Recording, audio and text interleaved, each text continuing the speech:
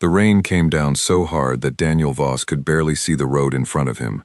His hands gripped the steering wheel tight, his eyes burning from 12 straight hours on his feet at the warehouse. It was almost midnight, and all he wanted was to get home to his 2 children, Lily and Noah, who were probably already asleep on the couch waiting for him. Then he saw it. A car pulled halfway onto the shoulder of the highway, hazard lights blinking weakly through the storm. His first instinct was to keep driving. He was tired.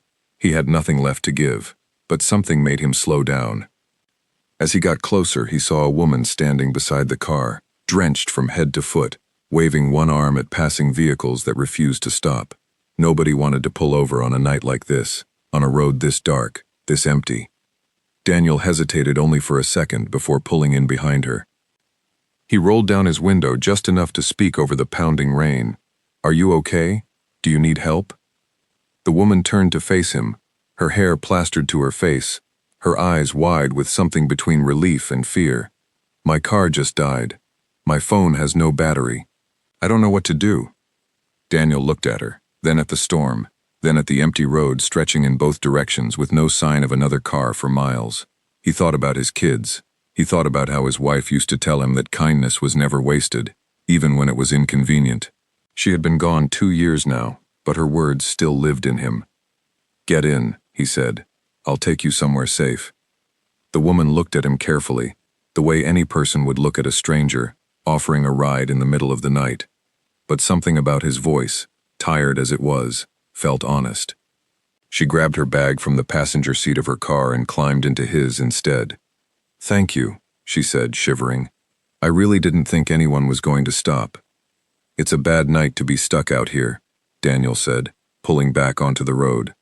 "There's a gas station about 10 minutes from here. It should still be open. We can call for a tow truck from there, or I can just take you home if it's not too far." She wrapped her arms around herself, trying to get warm. "I'm not even from around here. I just moved to town this week. I don't know anyone yet." Daniel glanced at her for a moment, before returning his eyes to the road. "Well, you know me now. Sort of. I'm Daniel." "Claire," she said quietly. The wipers moved back and forth, fighting a losing battle against the rain. Neither of them said much for the next few minutes, both letting the tension of the moment settle. Daniel could tell she was still shaken from being alone on the highway. He didn't push her to talk.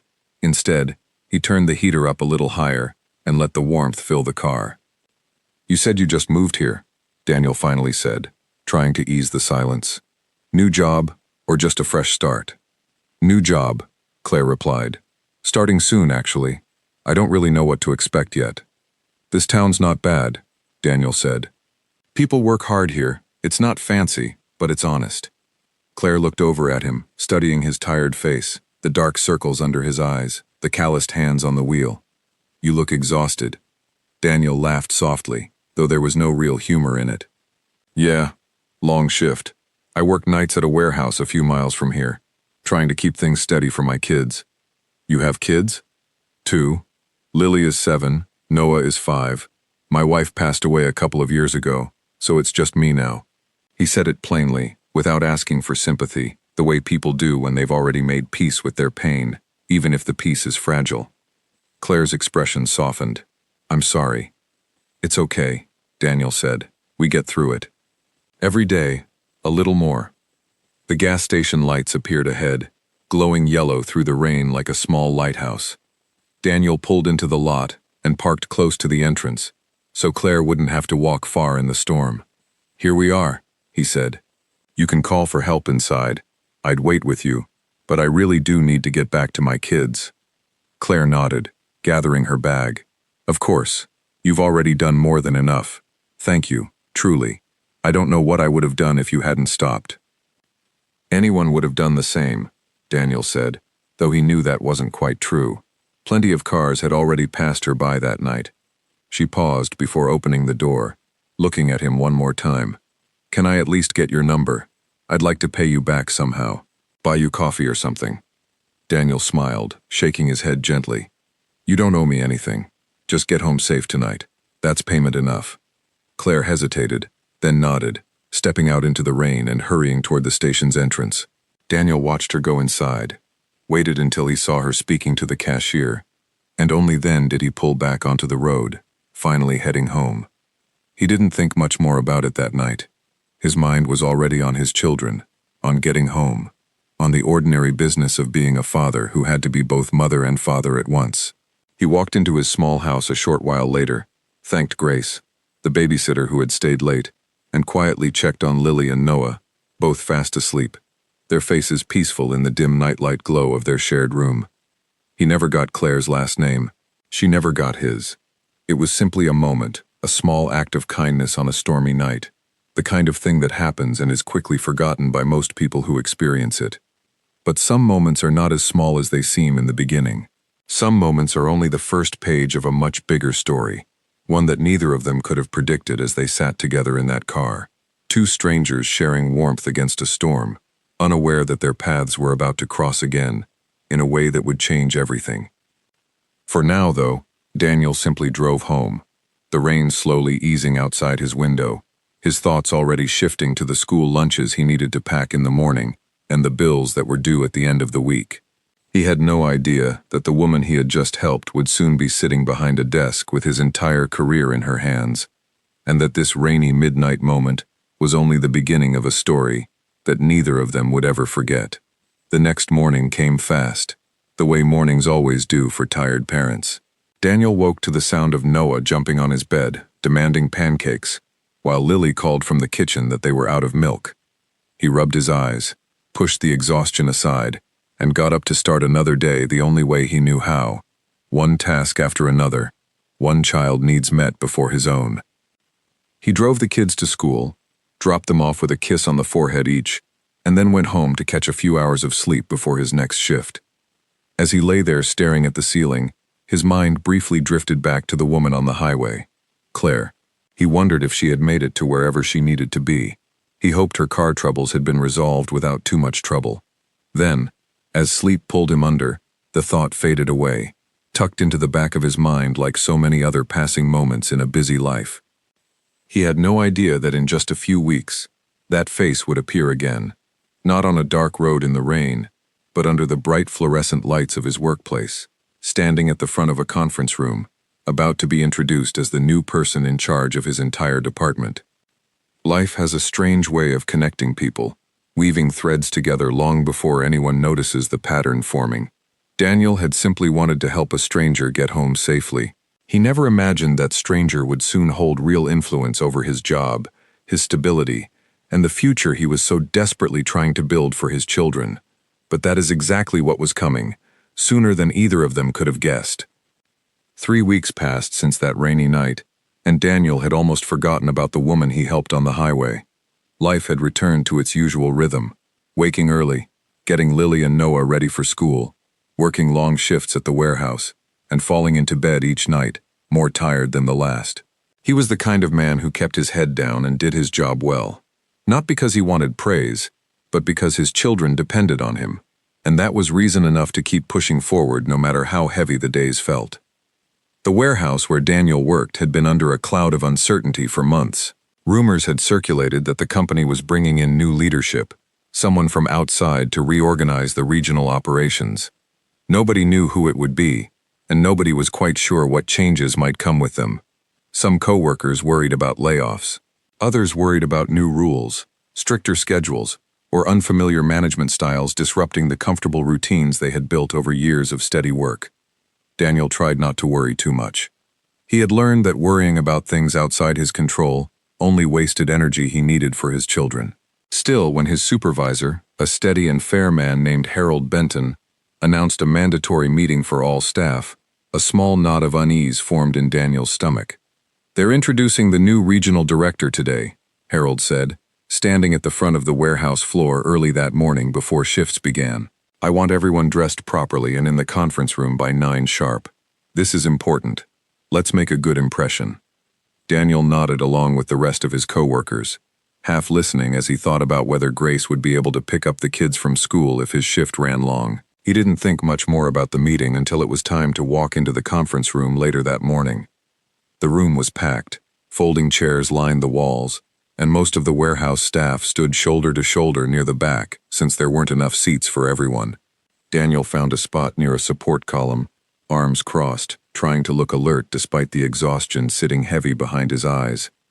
A woman named Nadia Cole from Human Resources stepped up to a small podium at the front of the room, tapping the microphone gently before speaking. "Good morning, everyone. Thank you for being here. As many of you have heard, our company recently expanded its regional structure, and today, I'm excited to introduce the person who will be overseeing operations across this entire region moving forward." Daniel barely paid attention, his mind elsewhere, thinking about the grocery list he needed to write before stopping at the store after his shift. He glanced toward the front of the room, only when Nadia stepped aside, and a new figure walked up to take her place. The moment he saw her face, his entire body went still. It was Claire. She looked different now, dressed sharply in a tailored blazer, her hair neatly styled, her posture confident and composed in a way that felt worlds apart from the drenched, shaken woman he had picked up on the side of the highway weeks earlier. But there was no mistaking those eyes, the same ones that had looked at him with such gratitude that stormy night. Claire's gaze swept across the room as she began to speak, introducing herself formally, explaining her background in operations management, and her vision for improving efficiency and morale across the region. Her voice was steady and professional, completely different from the frightened tone she had used in his car weeks ago. Daniel listened, stunned, barely processing her words as his mind raced to make sense of the coincidence unfolding in front of him. Then, halfway through her introduction, her eyes landed on him. For a brief moment, her composed expression flickered. It was subtle, something only someone paying close attention would have noticed, but Daniel saw it clearly. Recognition, surprise, maybe even a flash of nervousness. She recovered quickly, continuing her speech without missing a beat, but Daniel could tell she had seen him too, and that she remembered exactly who he was. The rest of the meeting passed in a blur. Daniel heard words like efficiency targets, safety improvements, and open-door policy, but none of it truly registered. His mind was consumed with the reality that the stranger he had helped on a dark, rainy night was now the person overseeing his entire department, the person who now held real influence over his job security and his future at the company. When the meeting ended, employees filed out of the conference room in small groups, murmuring about the new director, some optimistic, others skeptical as people often are about change. Daniel lingered near the back, unsure whether to approach Claire or simply slip away and pretend the moment hadn't happened. But before he could decide, Nadia's voice called out over the shuffling crowd. "Daniel Voss, could you stay behind for a moment, please?" His stomach tightened. Co-workers glanced at him curiously as they filed past, whispering among themselves. He caught snippets of hushed conversation, questions about why he specifically had been asked to stay, speculation already forming before anyone knew any real information. Daniel walked toward the front of the room, his heart pounding harder than it had any right to for such a simple request. Claire stood near the podium, arms crossed, her expression unreadable, as the last of the employees exited, and the door closed behind them, leaving the two of them alone. "Daniel," she said, her voice softer now, more like the woman from that night. "I wasn't expecting to see you here." "Neither was I," Daniel admitted, still trying to process the situation. "I didn't know you were the one being brought in." Claire let out a small, surprised laugh, shaking her head slightly. "I didn't know you worked here either. When I saw you standing there, I honestly thought I was imagining things." "You look different," Daniel said, immediately regretting the comment, though Claire didn't seem to mind. "I clean up well," she said with a small smile before her expression grew more serious. "Look, I want to be honest with you. This is an unusual situation. You helped me when I needed it most, and now I'm in a position of authority over your workplace. I don't want that to create any awkwardness or misunderstanding, for either of us." Daniel nodded slowly, appreciating her directness. "I appreciate you saying that. I don't want any special treatment, if that's what you're worried about. I just want to keep doing my job." "That's exactly the kind of response I'd hope for," Claire said. "But I also don't want to pretend we don't know each other, or that what you did for me that night wasn't important. It was. More than you probably realize." "It was just a ride to a gas station," Daniel said, downplaying it the way he always downplayed his own kindness. "It was more than that. Claire said, her voice quieter now. I had just moved here, completely alone, stranded on a highway in a storm, and every car passed me by except yours. You didn't know who I was. You didn't ask for anything in return. That kind of decency is rare, Daniel. I haven't forgotten it, and I'm not going to pretend I have. The room fell into a brief silence, both of them standing there, aware of the strange twist their paths had taken. Daniel finally spoke again, trying to steer the conversation toward something more practical. So, what happens now? I mean, professionally. Professionally, Claire said, straightening slightly, slipping back into her director role. Nothing changes. You do your job, I do mine. If anything, I'd ask that we keep this between us as much as possible, at least until things settle. I don't want anyone thinking favoritism is at play, because it isn't, and it won't be. That works for me, Daniel said, relieved by her clarity. Claire extended her hand, and Daniel shook it, the gesture formal despite the personal history now sitting quietly between them.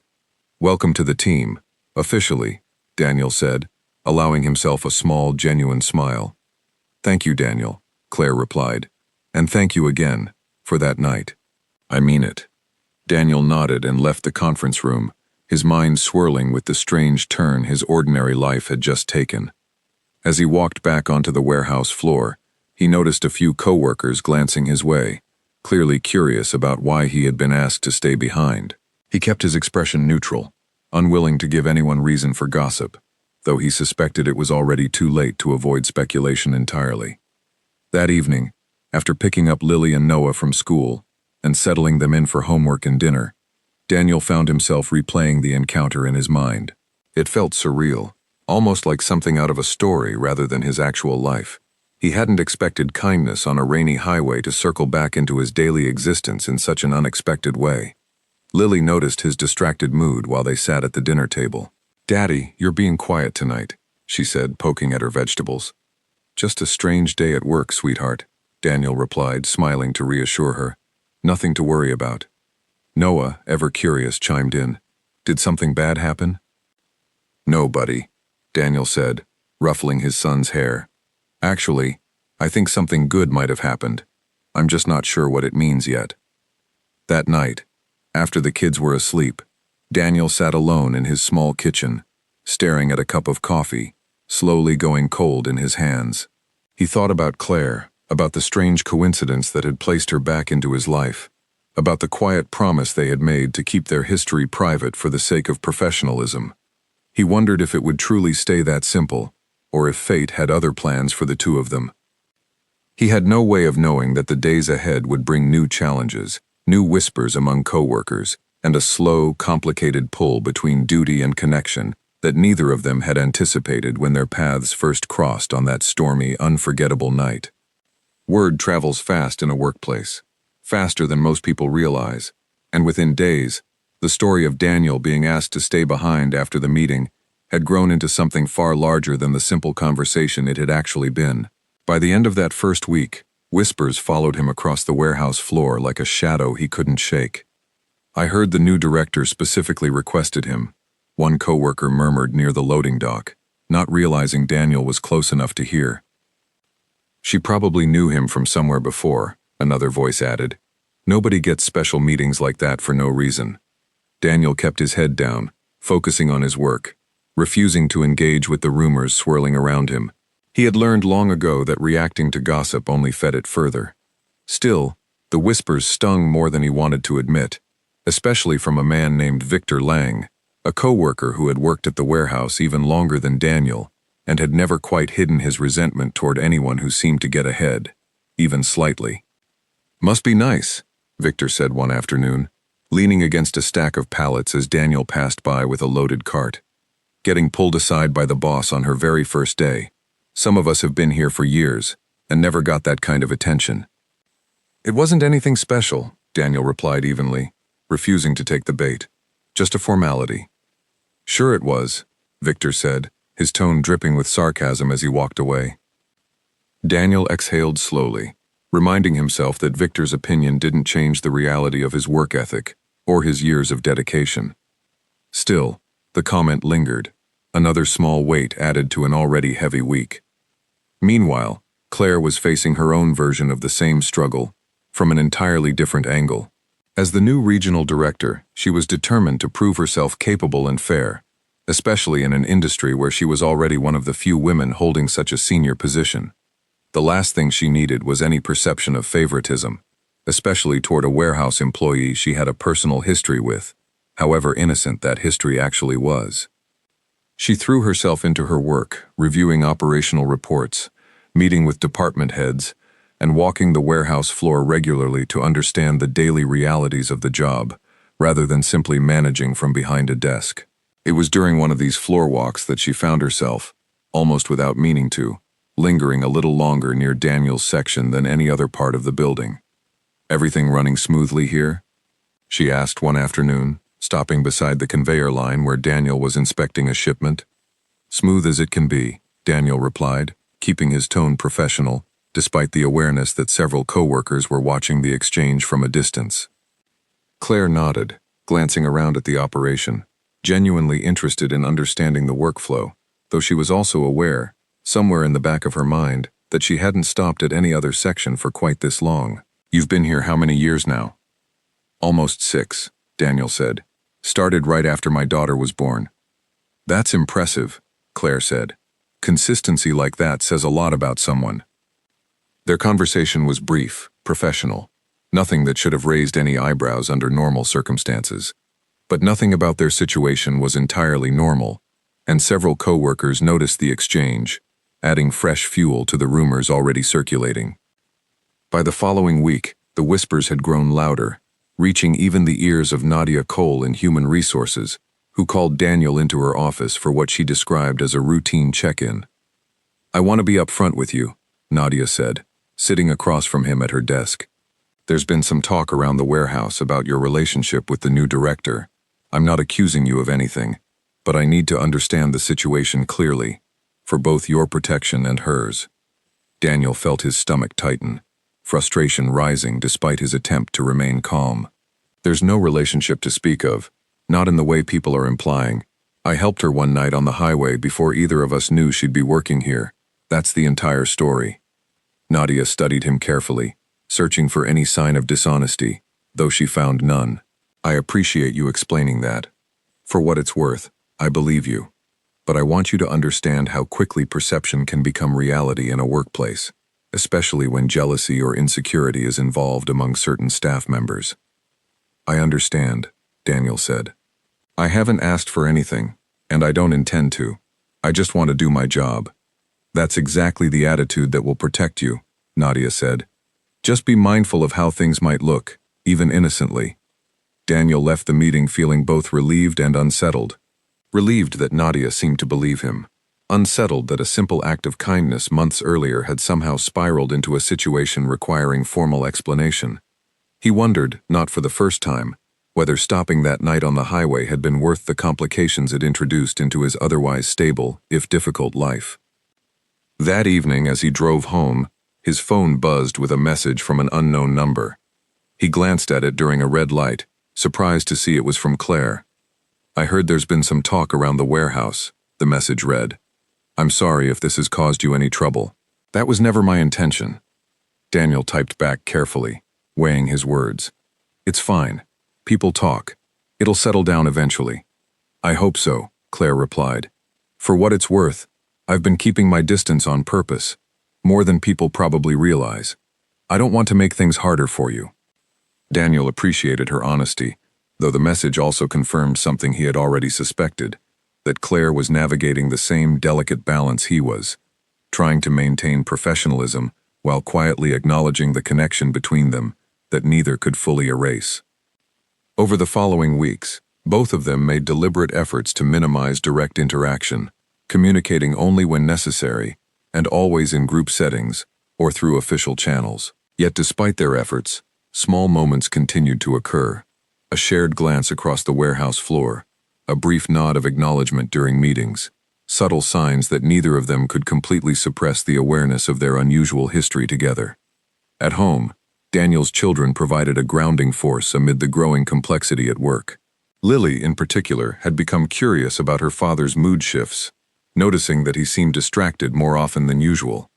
"You've been thinking a lot lately, Daddy," she said one evening while they worked together on her homework at the kitchen table. "Is it about work again?"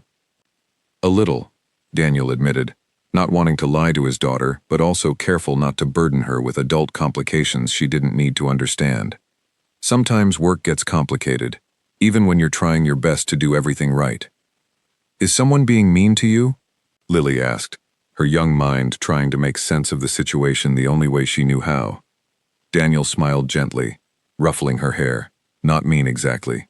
Just some misunderstandings. It'll work itself out."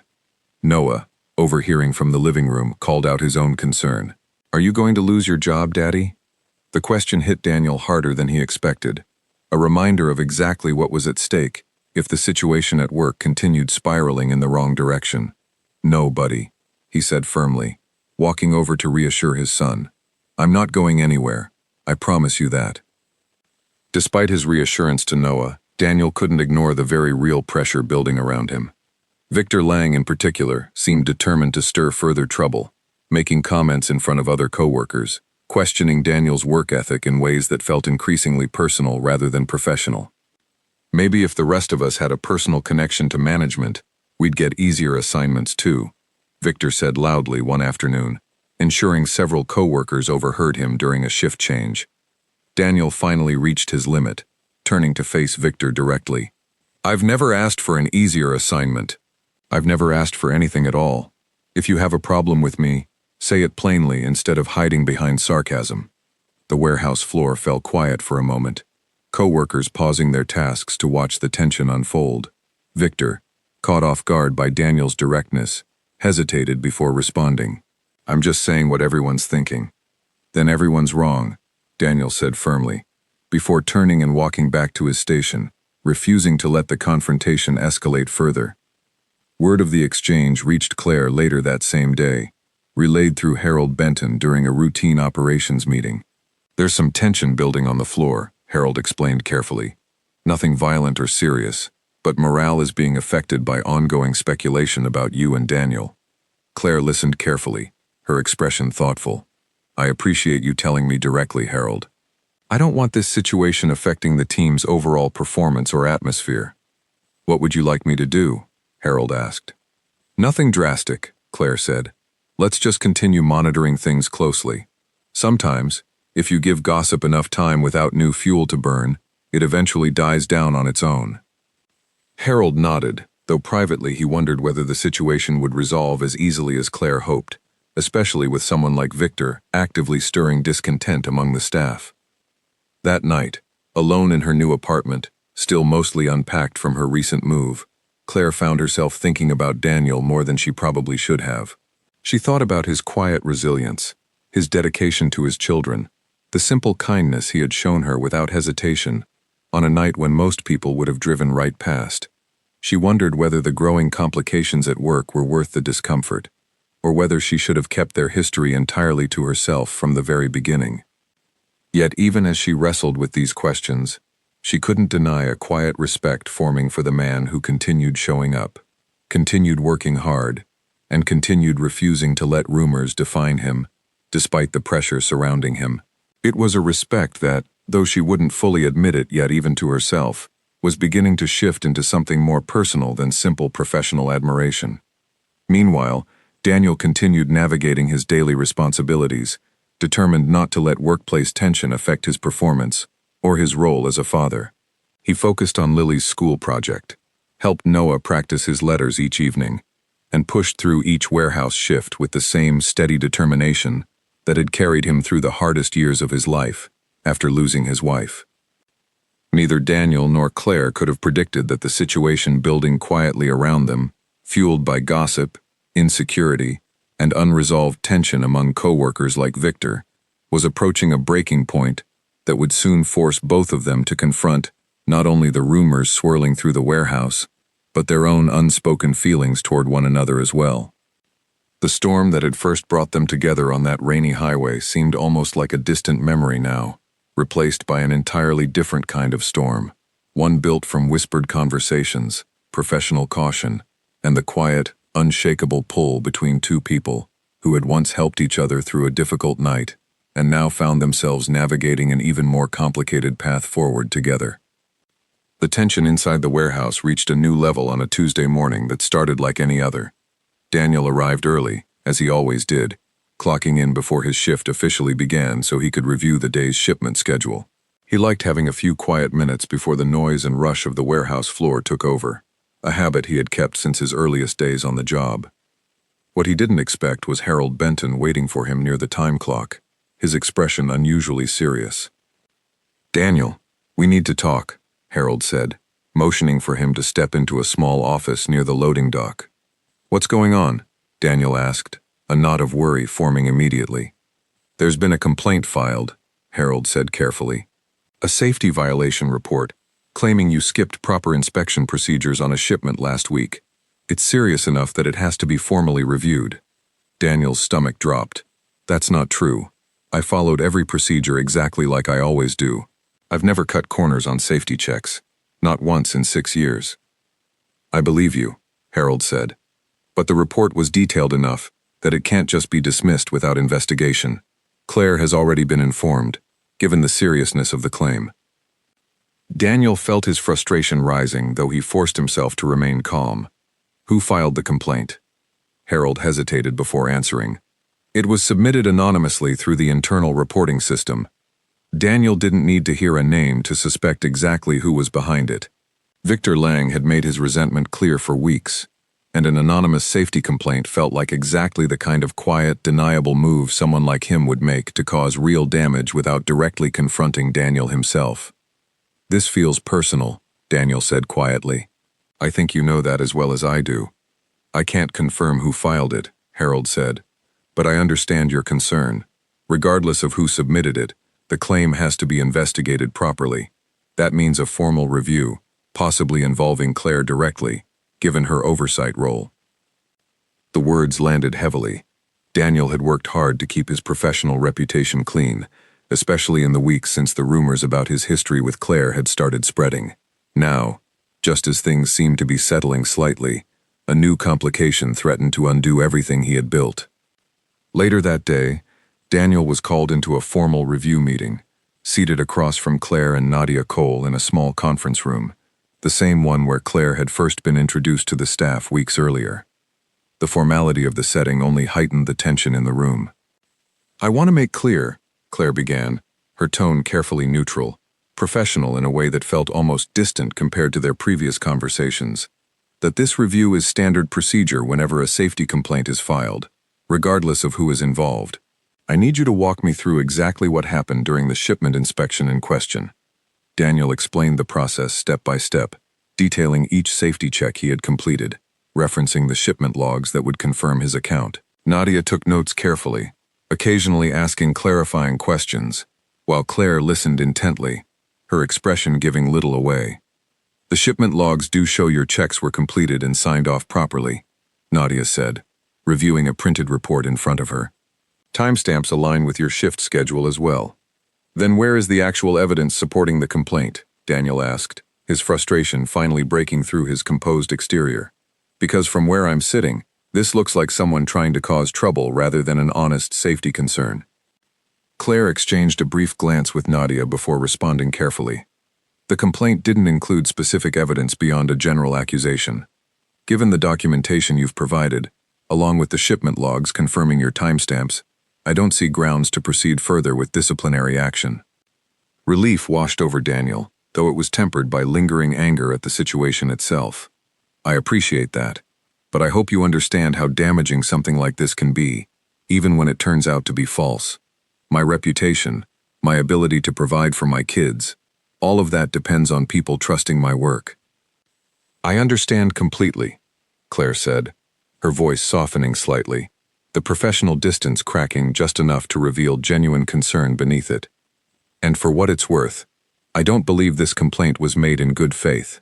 I intend to look into where it originated, quietly, without causing further disruption on the floor."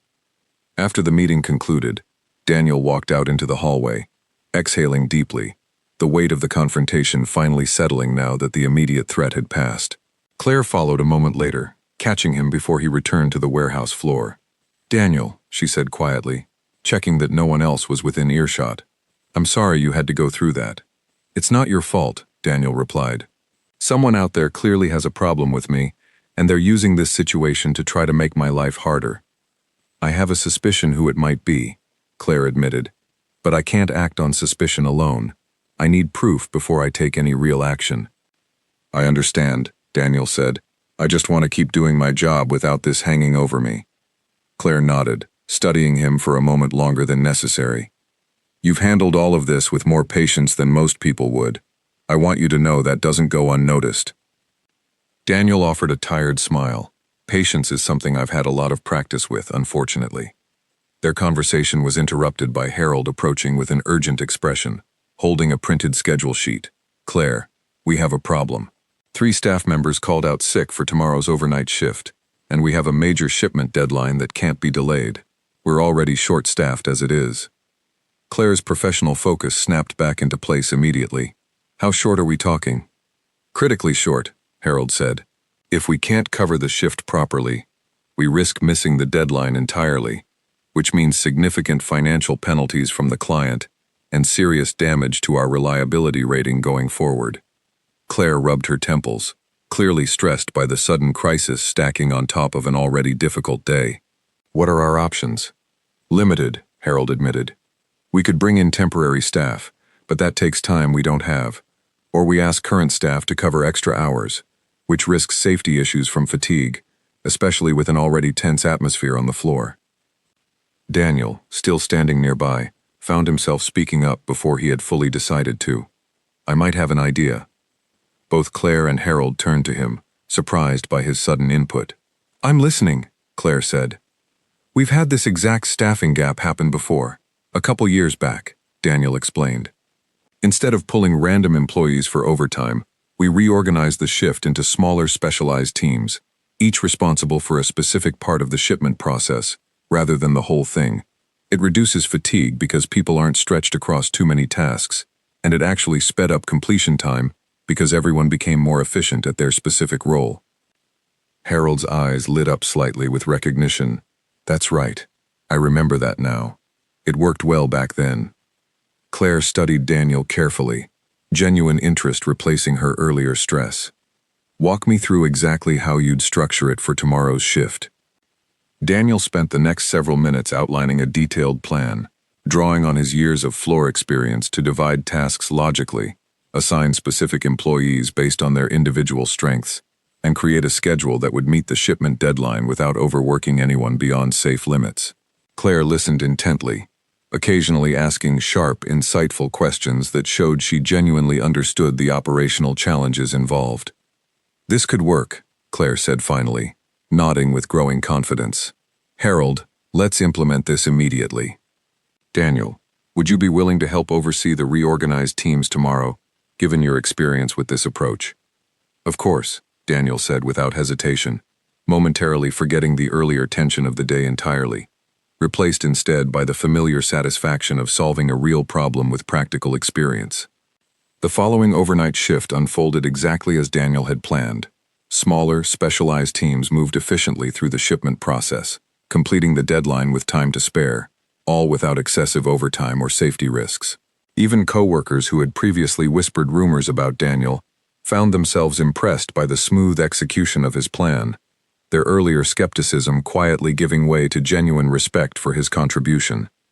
Claire, monitoring the process from the operations office throughout the night, watched the results unfold with growing admiration. Daniel's solution hadn't just solved an immediate crisis.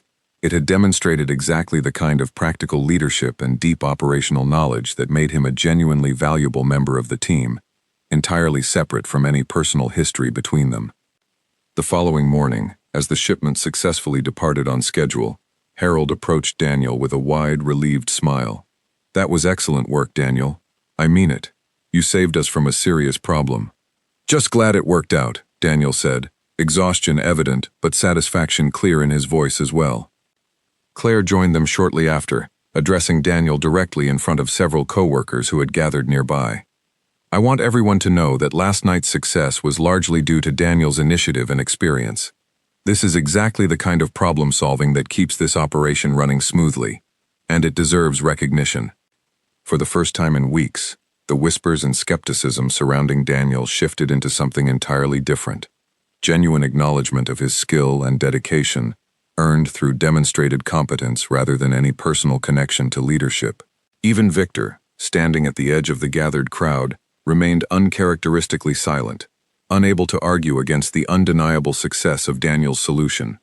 Later that day, as the warehouse settled back into its normal rhythm, Claire found a quiet moment to speak with Daniel privately near the loading dock.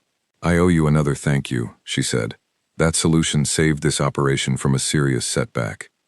"I'm just glad it worked," Daniel said again, though this time a small, genuine smile accompanied the words.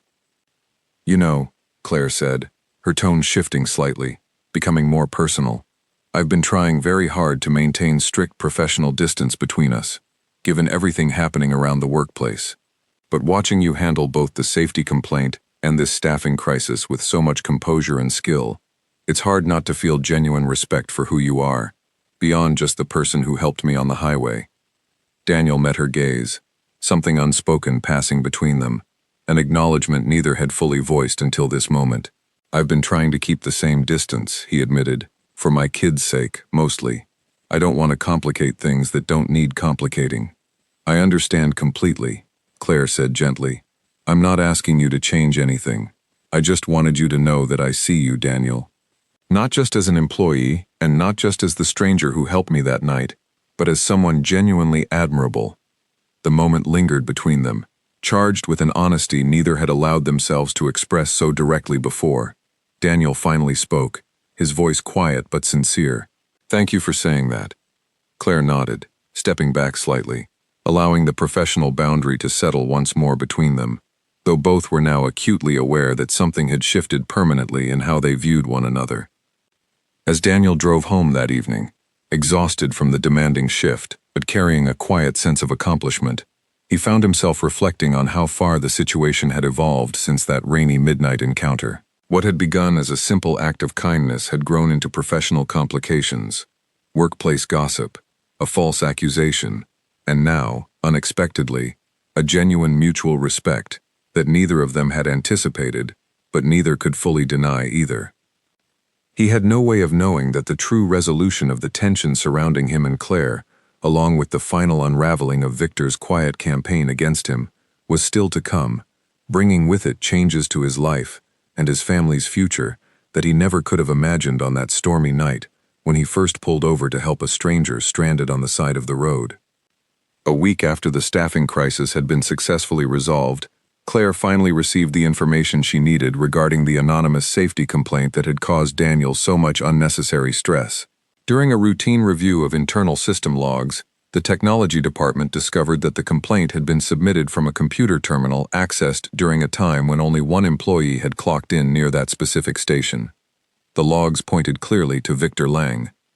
Claire called Victor into her office that same afternoon, along with Nadia Cole as a witness, ensuring the conversation followed proper procedure. Victor entered with his usual confident posture, though a flicker of nervousness crossed his face when he noticed the printed system logs sitting on Claire's desk. "I want to discuss the safety complaint filed last week," Claire said, her tone calm but firm.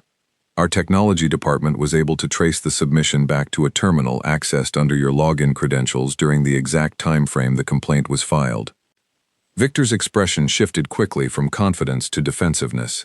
"That doesn't prove anything. Anyone could have used that terminal." "Actually," Nadia interjected, "our system requires individual login credentials for every submission, and yours were the only ones active on that terminal during the relevant window. Combined with your documented history of comments toward Daniel Voss on the warehouse floor, this creates a very clear pattern." Victor remained silent for a long moment, clearly realizing the weight of evidence stacked against him. Finally he spoke, his voice lower, less confident than before. "I just felt like he was getting special treatment. It wasn't fair."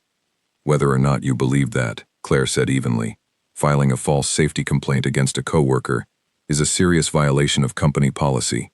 It's not only dishonest, it could have caused real harm to Daniel's career and reputation, based entirely on personal resentment rather than any legitimate concern." Victor lowered his gaze, offering no further defense. Given the severity of this violation, Claire continued, you're being placed on formal disciplinary leave, pending further review by senior leadership. Depending on the outcome, this could result in permanent termination. The meeting ended shortly after, Victor leaving the office in silence, his earlier bravado completely deflated. Word of the disciplinary action spread quickly through the warehouse, and this time, instead of feeding gossip against Daniel, the story shifted entirely in his favor. Co-workers who had once whispered suspicion about him now spoke openly about the unfairness he had endured, admiring the composure he had shown throughout the entire ordeal. Daniel learned about the resolution later that same day, when Harold approached him during a break. Justice finally caught up, Harold said, filling him in on the details.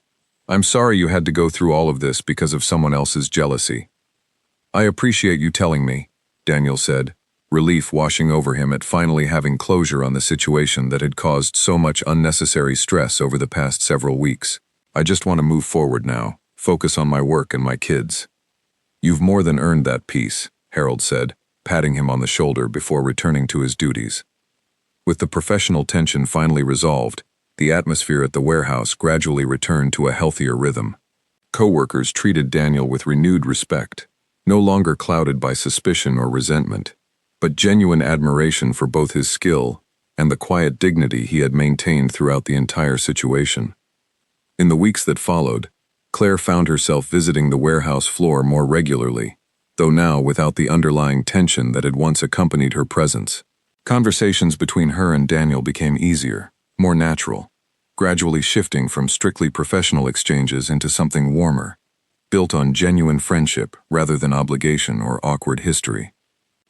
One afternoon, as Daniel prepared to leave after a long shift, Claire approached him near the parking lot, her expression slightly nervous, in a way he hadn't seen from her since their very first meeting on the highway. I wanted to ask you something, she said, and I want you to feel completely comfortable saying no if this feels inappropriate given our work situation. Go ahead, Daniel said, curious. There's a small community event happening this weekend. Nothing fancy, just a local gathering at the park with food trucks and live music. I thought it might be nice to attend, and I wondered if you and your children might want to join me. Completely as friends, nothing more, if that's what feels right to you. Daniel considered the invitation carefully, weighing the potential complications against the genuine warmth he had grown to feel toward Claire over the past several weeks. I think that sounds nice, he finally said. The kids have been asking about you, actually, ever since I mentioned working with someone new. Claire smiled, visibly relieved. I'd love to meet them, if you're comfortable with that. That weekend, Daniel brought Lily and Noah to the park, both children immediately curious about the woman their father had mentioned briefly, but never fully explained. Claire arrived dressed casually, a stark contrast to her usual professional attire, appearing more relaxed and approachable than either child had expected from someone described as their father's boss. Are you really Daddy's boss? Lily asked directly, her curiosity overriding any hesitation. Claire laughed warmly, kneeling slightly to meet Lily's eye level. I am, but today I'm just a friend who wanted to spend a nice afternoon with your family. Noah, still cautious around new people, studied Claire carefully before finally offering a small smile of his own. Do you like food trucks? I love food trucks, Claire replied enthusiastically. Do you have a favorite kind of food? Pizza, Noah said immediately, causing both adults to laugh at his confident, unhesitating answer. The afternoon unfolded easily, filled with laughter, shared meals from various food trucks, and simple conversation that gradually helped both children feel comfortable around Claire.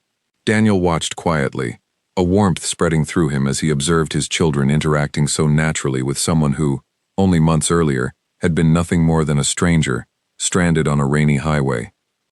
Later that evening, after the children had grown tired from playing and settled onto a blanket to rest, Daniel and Claire sat together nearby, watching the sunset paint the sky in soft orange and pink hues. They're wonderful kids, Claire said quietly, watching Lily and Noah dozing peacefully nearby.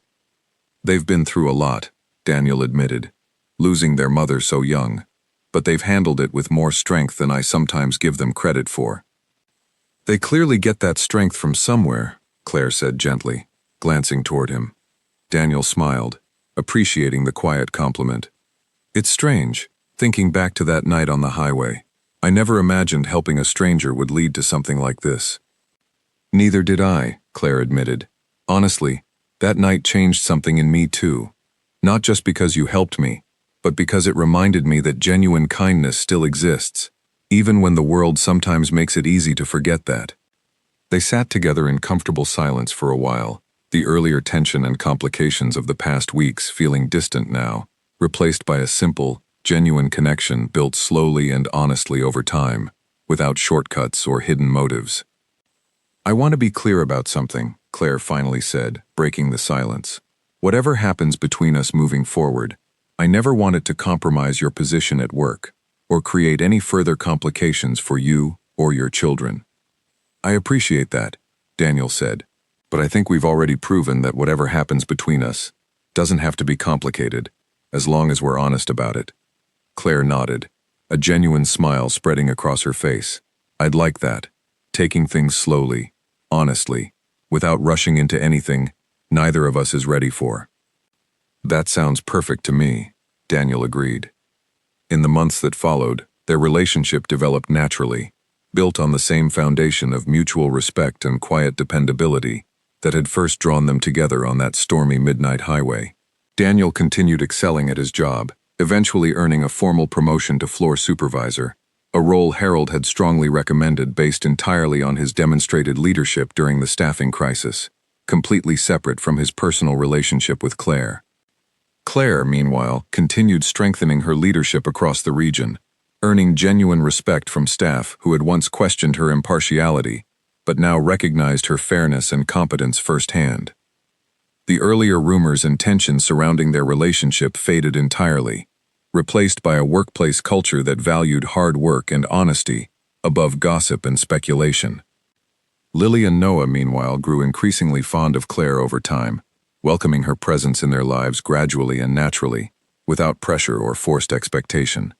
Claire made a point of never trying to replace their mother, instead building her own genuine relationship with them, rooted in patience and authentic care rather than obligation. One evening, nearly a year after that first rainy encounter on the highway, Daniel found himself standing in his kitchen, watching Claire help Lily with a school project at the table, while Noah excitedly explained the rules of a board game he wanted everyone to play together. The scene felt entirely natural now, a far cry from the awkward uncertainty that had once defined their unexpected connection. As he watched his children laughing alongside Claire, Daniel found himself reflecting on how a single decision, stopping to help a stranger stranded in the rain despite his own exhaustion, had ultimately reshaped his entire life in ways he never could have anticipated.